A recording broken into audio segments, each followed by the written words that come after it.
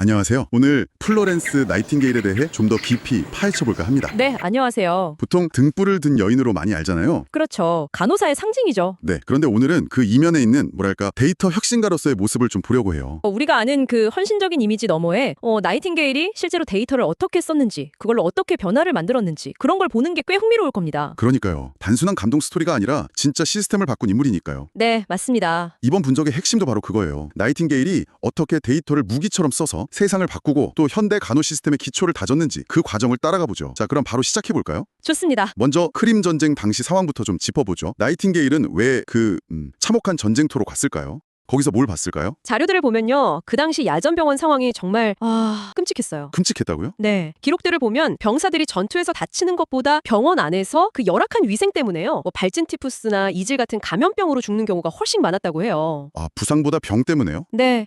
나이팅게일이 이 비극적인 상황을 직접 본 거죠. 그러면서 아니 왜 젊은 병사들이 이렇게 죽어야만 하나? 이런 아주 근본적인 질문을 던지게 된 겁니다. 단순히 간호만 한 게 아니라 진짜 문제의 본질을 파고든 거네요. 그렇죠. 그런 혼란 속에서 어떻게 그런 원인을 찾으려고 했을까요? 바로 그 지점에서 나이팅게일의 뭐랄까 비범함이 드러나는 거죠. 그냥 감정에만 호소한 게 아니에요. 아, 체계적으로 데이터를 모으기 시작했어요. 사망자 수가 몇 명인지, 왜 죽었는지, 병동 환경은 어떤지 이런 관련 정보들을 아주 꼼꼼하게 기록하고 분류한 거죠. 와, 정말 체계적이네요. 네, 그리고 이 데이터를 분석해서 병사들이 죽는 주된 이유가 전투가 아니라 바로 이 병원 내 감염 때문이라는 걸 통계적으로 아주 명확하게 밝혀낸 겁니다. 데이터를 통해서 문제의 핵심을 정확히 짚어낸 거군요. 맞습니다. 근데 그 통계 자료, 그걸 어떻게 활용해서 실제 변화를 만들었을까요? 당시 군대 관료들 설득하는 게 쉽지 않았을 것 같은데요? 여기서 이제 그 유명한 로즈 다이어그램이 등장합니다. 아, 로즈 다이어그램, 그 동그란 그래프요? 네, 맞아요. 콕스콘 차트라고도 하죠. 그냥 복잡한 숫자들을 쭉 늘어넣는 대신에 사망 원인별 비율을 시각적으로 아주 강력하게 보여주는 원형 그래프를 직접 만든 거예요. 시각적으로요? 네, 어떤 색깔 부분이 훨씬 큰지 딱 보면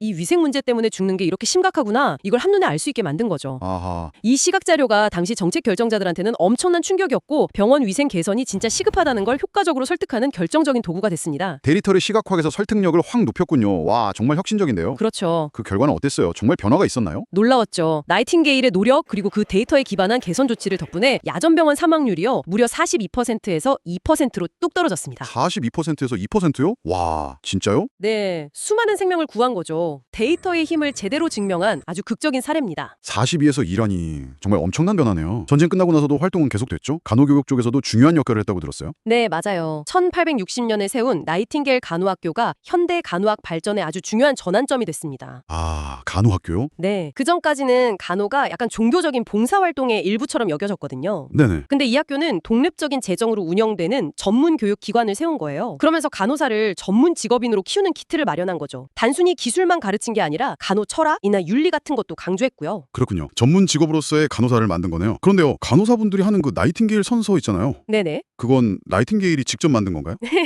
이름이 들어가니까 왠지 그럴 것 같은데. 아, 사실 그 부분은 많은 분들이 좀 오해하시는 지점이에요. 아, 그래요? 네, 자료들을 찾아보면 나이팅게일 선서는 1893년에 미국에 있는 간호학교에서요, 히포크라테스 선서를 좀 본떠서 만든 거지 나이팅게일 본인이 직접 쓴 건 아니라고 해요. 아, 정말요? 저는 당연히 나이팅게일이 쓴 줄 알았어요. 그렇죠. 물론 그녀의 정신을 기리기 위해 만들어줬고 또 간호 윤리의 상징처럼 되었지만요. 근데 시대가 변하면서 선서 내용 중에 일부, 예를 들면 간호사의 자율성이 좀 부족해 보인다거나 특정 종교 색깔이 좀 있다는 비판적인 시각도 있긴 합니다. 아, 그런 뒷이야기가 있었군요. 흥미로운데요? 그럼 나이팅게일의 정신이나 업적이 오늘날 우리에게는 어떤 의미가 있을까요? 특히 아시다시피 코로나19 팬데믹 겪으면서 간호사분들의 역할이 정말 중요했잖아요. 네, 맞습니다. 팬데믹 때 그 방호복 입고 환자 곁을 지켰던 간호사분들의 모습 정말 헌신적이었죠. 그 모습이 나이팅게일 정신과 딱 맞닿아 있다고 봐요. 네. 감염 위험 속에서도 질병이 아니라 아픈 사람을 간호한다는 그 전인적인 돌봄의 가치를 실천한 거니까요. 그렇죠. 사람을 보는 거. 네, 그리고 더 나아가서 나이팅게일이 보여준 그 데이터 기반의 문제 해결 방식 있잖아요. 이건 뭐 오늘날에도 너무 중요하죠. 그쵸. 데이터는 이제 어디에다 쓰이니까. 맞아요. 의료 분야뿐만 아니라 우리가 매일 쓰는 뭐 유튜브 추천이나 온라인 쇼핑 배송 시스템 최적화 같은 거 이런 다양한 분야에서 데이터를 활용한 혁신이 계속 이루어지고 있는 것처럼요. 나이팅게일은 시대를 앞서간 거죠. 듣고 보니까 나이팅게일은 그냥 과거의 영웅 이게 아니라 현재에도 계속 영감을 주는 그런 혁신가의 모습이네요. 문제를 딱 발견하고 그걸 데이터로 증명하고 결국 시스템 변화까지 만들어낸 과정이 정말 인상 깊습니다. 그렇습니다. 어쩌면 우리가 그냥 당연하게 받아들이는 문제들 속에서 왜 이렇게 질문을 던지고 객관적인 데이터를 통해서 답을 찾고 해결책을 만들어 나가는 태도, 이게 나이팅게일이 우리한테 남긴 가장 중요한 유산 중 하나가 아닐까 싶습니다. 네, 오늘 나이팅게일에 대해서 함께 깊이 이야기 나눠봤는데요. 혹시 당신의 일이나 주변의 문제들 속에서 나이팅게일처럼 데이터를 활용해서 뭔가 개선하고 벗어나거나 별야를 만들어낼 지점은 없을지 한번 생각해보는 시간을 가져보시면 어떨까요? 좋은 질문이네요. 다음에 더 흥미로운 분석으로 다시 돌아오겠습니다.